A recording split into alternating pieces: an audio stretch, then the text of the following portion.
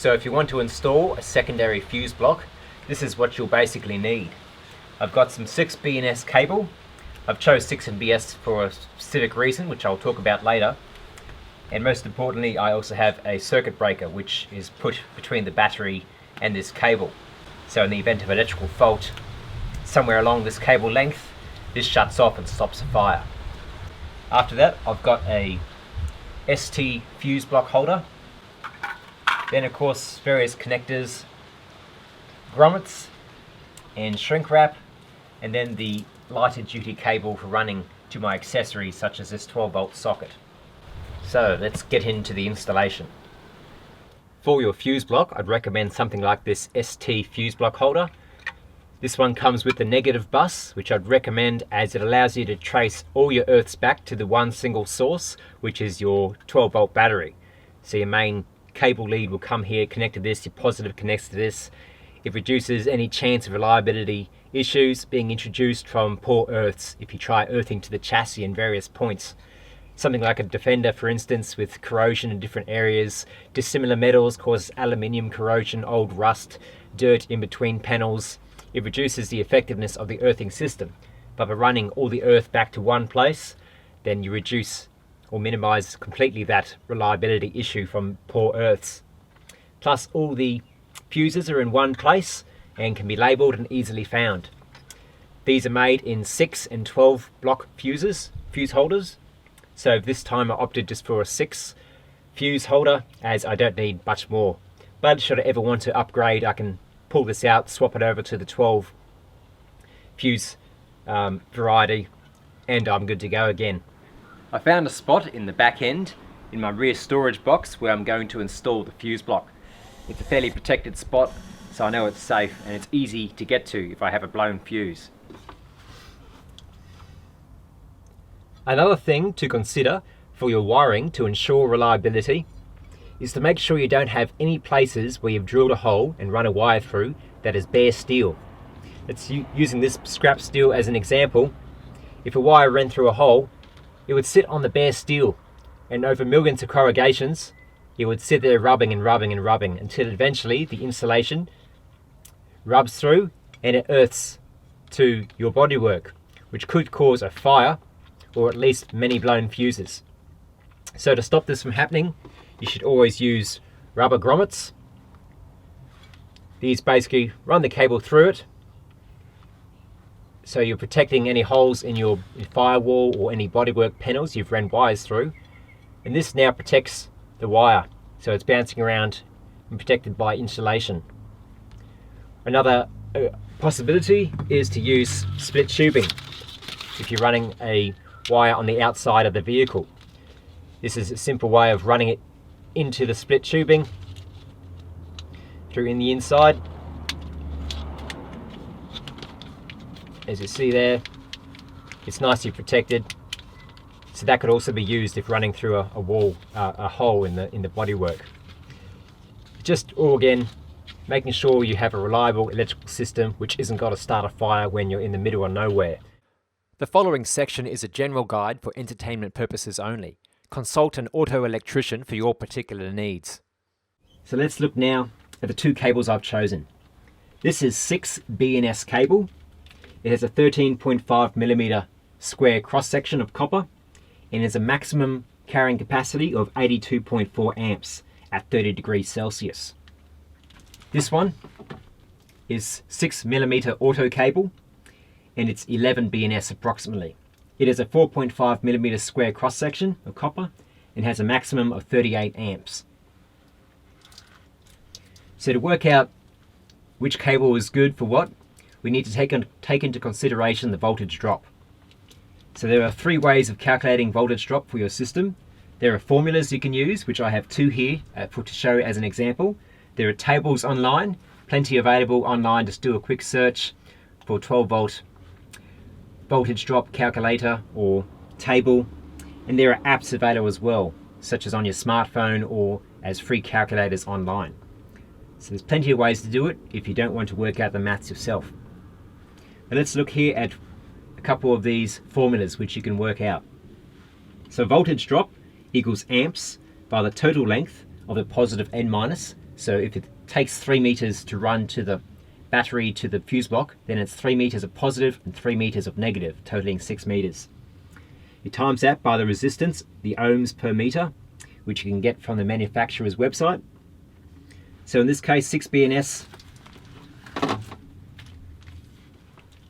I made a theoretical 50 amp carrying capacity, just in case I want to add a Anderson plug in the back end in the future and run maybe a small inverter for 240 volt electricity, or if I buy a secondary fridge which might take another 6 amps or so to run, or any future additions, I want to make sure that I never have to upgrade this again.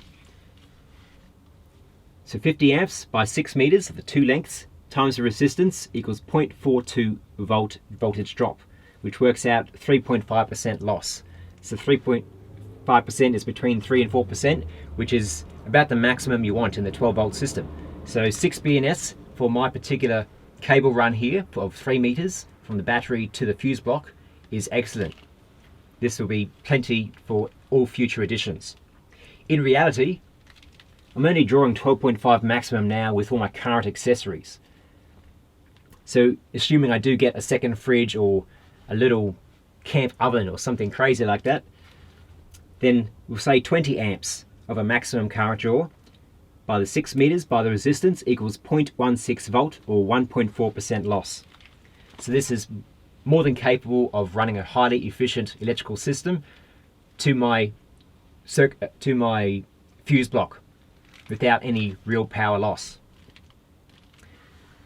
Let's look at the 6mm auto 11BNS. This is running from the fuse block out to the accessories. The most I'd ever draw through a 12 volt cigarette lighter adapter, it'd be about 10 amps. My laptop is currently the greatest drawer I have, which is at 8 amps.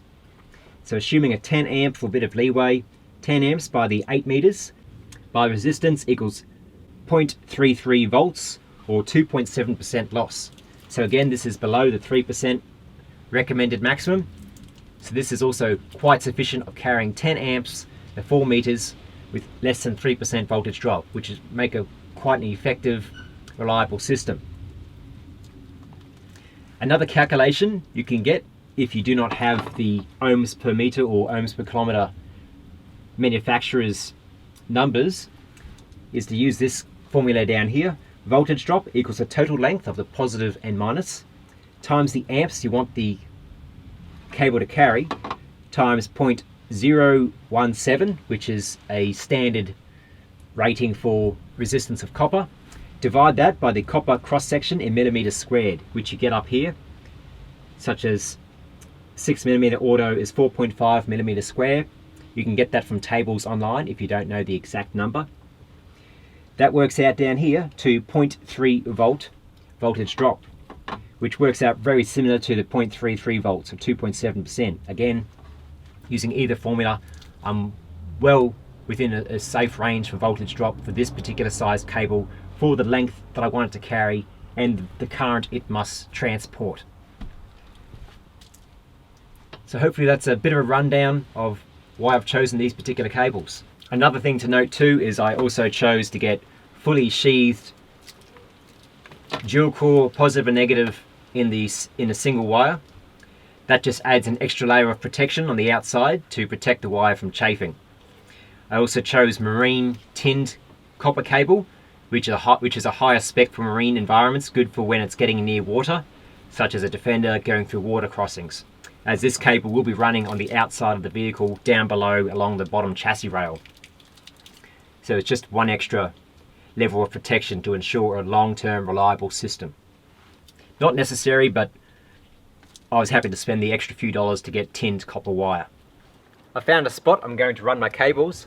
Unfortunately, there's a lot of wiring there already, so rather than trying to force the cable through the grommets already in place, I'll drill a new hole, put a new grommet in, and that way it keeps everything separate and there's less chance of wires chafing and rubbing together or contacting bare steel and rubbing through the insulation. And there's two of my finished cables.